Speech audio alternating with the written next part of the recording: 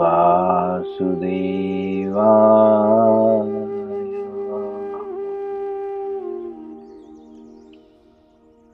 ओम नमो भगवते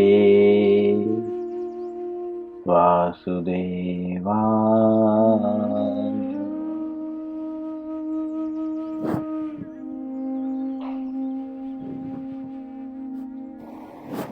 श्री मद्भगवत गीता यथारूप पुस्तक का नाम है। अध्याय 9। अध्याय का नाम है परम गुह्य ज्ञान। श्लोक संख्या 31। 9वें अध्याय का भगवद गीता 9वें अध्याय का 31वां श्लोक। आज इस श्लोक का दूसरा दिन है, इसीलिए हम लोग श्लोक को 3 बार पढ़ के शब्दार्थ ना पढ़ते हुए अनुवाद और उसके बाद हम तात्पर्य में प्रवेश करेंगे। सभी लोग मेरे पीछे उच्चारण करने का प्रयत्न करें। सिर्फ कान से सुने ना, उच्चारण भी करने का प्रयत्न करें। मनसा वाचा कर्मणा। कल प्रभु जी से जब बात हो रही थी तो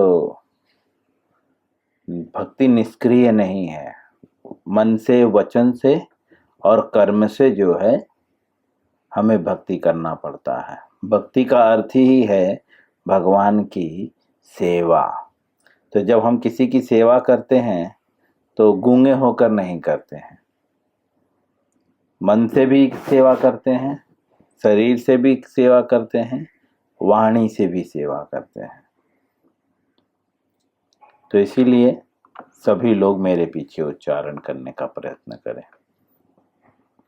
और निश्चिंत रहें, क्योंकि हो सकता है आपके उच्चारण में त्रुटि हो या मेरे भी उच्चारण में त्रुटि हो, क्योंकि ना तो मैं संस्कृत का विशेषज्ञ हूँ और ना आप संस्कृत के विशेषज्ञ हैं। लेकिन आचार्यों का ऐसा कहना है कि बार बार अभ्यास करने से जो है चीजें हमारे लिए सरल हो जाती हैं। करत करत अभ्यास थे जड़मति जात सुजान। जिसकी मति जड़ है, जैसे हम सबकी मति जो जड़ है, हम एक चीज, किसी भी चीजों को आसानी से नहीं ले पाते, समझ नहीं पाते। तो कहते हैं ऐसी मति में भी जो है सुजान जो है उसमें भी सक्रियता आ सकती है, उस पे भी प्रभाव पड़ सकता है। बोलते हैं रसरी आवत जाते, एग्जाम्पल देते हैं, रसरी आवत जाते सिल पर पड़त निशान। जैसे रस्सी के आने जाने से पत्थर पे निशान पड़ जाता है। और रही बात अपराध की, तो भगवान हमें भगवत गीता में पूर्व ही आश्वासन दे चुके हैं। नेहा भी क्रमना सोचती प्रत्यवायो न विद्यते स्वल्पमप्यस्य धर्मस्य त्रायतो महतो भया। बोलते हैं थोड़ा सा भी अगर आप धर्म पे चलने का प्रयास करोगे तो कितनी भी त्रुटि हो मैं उसे क्षमा कर दूंगा। हाँ, जानबूझ के त्रुटि नहीं करना है, बट न चाह के जो त्रुटि हो रही है, जैसे हम अभ्यास कर रहे हैं सीखने का। कोई छोटा बच्चा होता है, अगर वो चलने का अभ्यास करता है तो हर कोई उसे हाथ देता है, ठीक है। लेकिन जो जानबूझ के नहीं चलता, ऐसे बच्चे को कोई हाथ नहीं देता, कोई चलाने का प्रयत्न नहीं करता। और यहाँ पे आज जिस श्लोकों को हम 30 और 31 जो श्लोक हम पढ़ रहे हैं, तो यहाँ पे भी भगवान यह क्लियर करते हैं कि अगर गलती से कोई अपराध हो भी जाएगा तो भी मैं तुम्हें माफ कर दूंगा, तो भी मैं तुम्हें साधु ही मानूंगा। ऐसा भगवान स्वयं कहते हैं। तो इसीलिए प्रयत्न करें, सभी उच्चारण करने का प्रयत्न करें, ठीक है। 9वें अध्याय का 31वां श्लोक। क्षिप्रं भवति धर्मात्मा सात्स्वच्छन्ति निगच्छति कौन्तेय प्रतिजानीहि न मे भक्तः प्रणश्यति।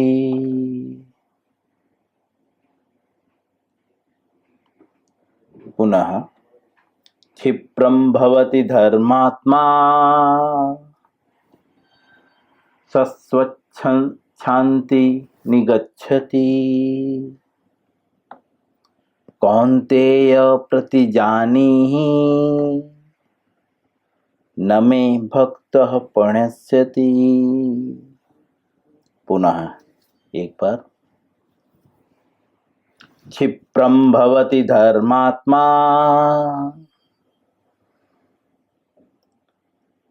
सस्वच्छन्ति निगच्छति कौन्तेय प्रतिजानीहि न मे भक्त प्रणश्यति। श्लोक 9वां अध्याय 31 श्लोक। क्षिप्रं भवति धर्मात्मा सस्वच्छन्ति निगच्छति कौन्तेय प्रतिजानीहि न मे भक्तः प्रणश्यति। वह तुरंत धर्मात्मा बन जाता है। वह मतलब पिछले श्लोक में जो बता दिया गया है, जो किसी भी परिस्थिति में जघन्य से जघन्य अगर उससे कर्म हो भी जाता है तो भी वो भक्ति में दृढ़ संकल्प रहता है, अडिग रहता है और संकल्प पूर्वक रहता है। तो ऐसा व्यक्ति जो है तुरंत धर्मात्मा बन जाता है और ऐसा व्यक्ति जो है अस्थाई शांति को प्राप्त करता है। हे कुंती पुत्र, निडर होकर घोषणा कर दो कि मेरे भक्त का कभी विनाश नहीं होता। श्रील प्रभुपाद जी, क्योंकि यह पिछले श्लोकों से संबंधित है, इसीलिए पिछले श्लोक और इस श्लोक को लेकर ही समझाते हुए कहते हैं। तात्पर्य में श्रील प्रभुपाद जी इस श्लोक को समझाते हुए कहते हैं कि इसका कोई दूसरा अर्थ नहीं लगाना चाहिए। दूसरा अर्थ मतलब कि कोई ही जघन्य काम करता हो और धर्मात्मा बन जाए, यह अर्थ नहीं लगाना। क्यों नहीं लगाना? तो श्रील प्रभुपाद जी आगे क्लियर करते हैं। क्योंकि हम मौका देखते रहते हैं कि कब हम गलत कार्यों में रत होते हुए भी स्वयं को सही साबित कर दें। तो श्रील प्रभुपाद जी कहते हैं 7वें अध्याय में भगवान कहते हैं कि जो दुष्कृत है वह भगवत भक्त नहीं हो सकता। इसके पूर्व 7वें अध्याय में दुष्कृत्यों माम मूढ़ा ऐसा करके एक श्लोक है। तो वहां पे दुष्कृत बोलते हैं, जो दुष्कृत व्यक्ति है अर्थात जो निंदनीय कार्य कर रहा है, ऐसा व्यक्ति मूर्ख है, वो मेरा भक्त नहीं हो सकता। ठीक है। तो यहां और वहां में कोई द्वंद्व पैदा हो रहा है क्या? नहीं, द्वंद्व नहीं पैदा हो रहा है। यहां पे पहले ही बता चुके हैं प्रभुपाद जी पिछले श्लोक में, अकस्मात अगर कुछ हो जाए तो। लेकिन उससे पूर्व भगवान बता भी चुके हैं, मैं प्रत्येक कर्मों को सावधानी पूर्वक करता हूं अर्जुन।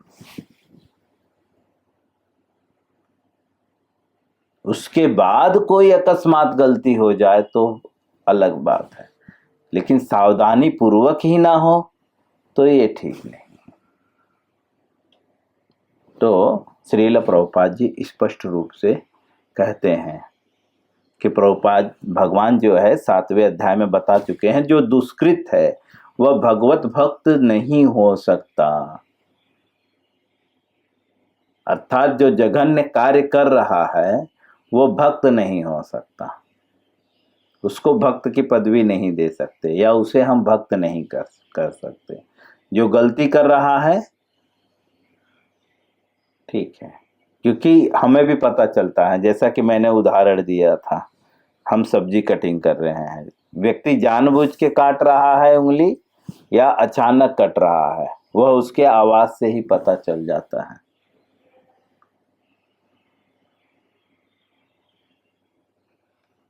श्रील प्रभुपाद जी आगे लिखते हैं, जो भगवत भक्त नहीं है उसमें कोई भी योग्यता नहीं होती। क्योंकि यहाँ पे बता रहे हैं कि वह धर्मात्मा बन जाता है। पिछले श्लोक में बताते हैं वह साधु से साधु मानना चाहिए, तो साधु तो योग्यता है ना, जो जघन्य से जघन्य कर्म करता है किंतु यदि वो भक्ति में रत रहता है तो उसे साधु मानना चाहिए। तो प्रभुपाद जी यहाँ पे लिख रहे हैं कि पहले तो तात्पर्य में समझाते हैं कि जानबूझ के नहीं, समझे, अकस्मात अगर कोई गलती हो गया तो उसे साधु मान सकते हैं, लेकिन अगर वो जानबूझ के कर रहा है तो उसे साधु नहीं मानना चाहिए। यहाँ पे वही बात बता रहे हैं, क्योंकि ये दोनों श्लोक एक दूसरे के पूरक हैं। तो प्रभुपाद जी लिख रहे हैं, वह भगवत भक्त नहीं है जो दुष्कृत कार्य करता है। तो जब भगवत भक्ति नहीं है तो उसे धर्मात्मा माना कैसे जाए? उसमें कोई भी योग्यता नहीं होती, क्योंकि भगवत भक्तों में सारी योग्यता होती है, हम पढ़ चुके हैं इसके पूर्व। भक्तों में वह सारे प्रकार के सतोगुण वह सारे प्रकार के गुण पाए जाते हैं जो देवी देवताओं में होते हैं। कुछ दिन पहले मैंने शेयर भी किया था मॉर्निंग मैसेज में, उसमें सारे सतगुण दैविक गुण पाए जाते हैं भगवत भक्त। लेकिन जो भगवत भक्त नहीं है, अर्थात जो दुष्कृत कार्य कर रहे हैं, जो जघन्य कार्य कर रहे हैं, वो भक्त हो ही नहीं सकते, अर्थात उसमें कोई भी किसी भी प्रकार की योग्यता नहीं होती। तब यह प्रश्न उठता है कि संयोगवश या स्वेच्छा से निंदनीय कर्मों में प्रवृत्ति होने वाला व्यक्ति किस प्रकार भक्त हो सकता है। भगवान जैसा पहले कह चुके हैं कि गलती से अगर कोई अपराध कर दे तो वह साधु है, तो यहाँ पे प्रभुपाद जी लिख रहे हैं कि उस ऐसे व्यक्ति को साधु नहीं मानना चाहिए जो दुष्कृत कार्य कर रहा है। तो प्रभुपाद जी स्वयं कहते हैं कि ये प्रश्न आप उठा सकते हो कि निंदनीय कर्म में प्रवृत्त होने वाला व्यक्ति किस प्रकार से भक्त हो सकता है। श्रील प्रभुपाद जी आगे लिखते हैं, यह प्रश्न ठीक ही है, ये गलत प्रश्न नहीं है, ठीक है। आप जो प्रश्न पूछ रहे हैं, जिस आप लोग के मन में प्रश्न जो है कि एक तरह से बोल रहे हैं कि कितना भी जघन्य कर्म करो लेकिन अगर भक्ति में रत रहो तो उसे साधु मानना चाहिए और वह धर्मात्मा है। तो लेकिन प्रभुपाद जी तात्पर्य में जब उसे एक्सप्लेन करते हुए करते हैं तो द्वंद्व पैदा होता है। तो प्रभुपाद जी स्वयं बोलते हैं कि ये प्रश्न भी आप उठा सकते हैं कि कैसे उसे भक्त कह सकते हैं। तो प्रभुपाद जी आगे लिखते हैं, यह प्रश्न ठीक ही है, जैसा कि 7वें अध्याय में कहा गया है, जो दुष्ट आत्मा कभी भक्ति के पास नहीं भटकता। जो दुष्ट आत्मा है अर्थात जो जघन्य काम जानबूझ के करने वाला है। लक्षण क्या है? मैं कोई काम कर लूं, बोलूं गलती से हो गया, ठीक है, मैं जघन्य काम करके बोलूं गलती से हो गया, और शास्त्र बोल रहा है कि मुझे धर्मात्मा मानो, मुझे साधु मानो। लोग ऐसा प्रचार कर सकते हैं, तो प्रभुपाद जी उस चीज को एक्सप्लेन करते हैं कि यहाँ पे तो भगवान बोलते हैं कि वो भक्त नहीं हो सकता, फिर यहाँ पे बोलते हैं कि वो जघन्य से जघन्य कार्य करने वाले व्यक्ति को साधु मानो। तो दोनों में डिफरेंस कैसे हैं, कैसे वेरीफाई करें कि कौन कितना सही है गलत है? तो बोलते हैं जो भगवत भक्त, जो दुष्ट आत्मा है, दुष्ट आत्मा मतलब जो बदमाश व्यक्ति है ना, जो जानबूझ के करता है। अभी कोई थोड़ी बोलेगा कि मैं जानबूझ के गलती कर रहा हूं। जैसे बहुत सारे बाबा लोग आज के टाइम में प्रचार कर रहे हैं, ठीक है, पैसे लेकर प्रचार कर रहे हैं, कथा करते हैं, प्रवचन करते हैं। ऐसे लोग शास्त्रों के अकॉर्डिंग भगवत भक्त है ही नहीं। कि तू भगवत भक्त तो निष्काम होता है। यहाँ पे तो सभी प्रकार की कामना है, BMW की कामना है, बड़ी बड़ी गाड़ियों से भी घूम रहे हैं, और उनकी पर्सनल कामना है मुझे ये वाली गाड़ी चाहिए।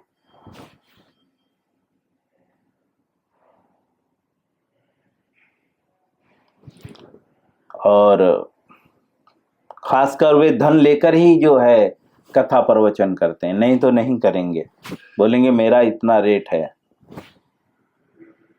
दूसरे शब्दों में वो दूसरे और भी कार्य हैं जो बहुत निंदनीय कार्य होते हैं, जो हम न्यूज वगैरह में पढ़ते भी रहते हैं। एक शादी, दो शादी, एक से डिवोर्स, दूसरे से शादी, दूसरे से डिवोर्स, तीसरे से शादी, ये सब निंदनीय कार्य हैं। उसके बाद भी वे प्रचार करते हैं और स्वयं को साधु बताते हैं। तो ऐसे लोगों को शास्त्र उन्हें दुष्ट आत्मा कह रहा है, मतलब बदमाश व्यक्ति। तो उसके लक्षण क्या होते हैं? बोलते हैं कि वो भगवत भक्ति के जो है इर्द गिर्द भी नहीं भटकते। समझे? जो दुष्ट आत्मा है वो भक्ति के इर्द गिर्द भी नहीं भटकते। भक्ति क्या मतलब? चाहे इस जन्म में या अगले जन्म में भगवान की सेवा, बिना भौतिक लाभ के। तो यहाँ पे बता रहे हैं कि जो दुष्ट आत्मा है वे भक्ति के इर्द गिर्द भी नहीं भटकते। मतलब ऐसा वो कोई कार्य नहीं करते, एक भी ऐसा कोई कार्य नहीं करते जिसमें उनको भौतिक लाभ की इच्छा ना हो। दुष्ट आत्मा ऐसे ही होते हैं। यह पहचानने के लक्षण हैं दोनों के।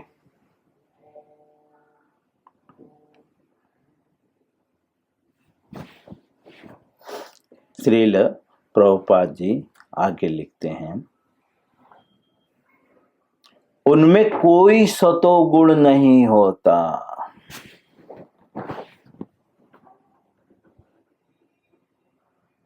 जो दुष्ट आत्मा होते हैं, जो भक्ति के इर्द गिर्द भी नहीं भटकते, उनमें कोई भी सतोगुण नहीं होता। 3 प्रकार के गुण होते हैं, रजोगुण, तमोगुण और सतोगुण। अगर लाइन से बोले तो सतोगुण, उसके बाद रजोगुण, उसके बाद तमोगुण। मैं यहीं पे विराम करूंगा। कल हम और अच्छे से इस विषय को समझ के फिर इस अध्याय को पूरा करेंगे। हरे कृष्णा।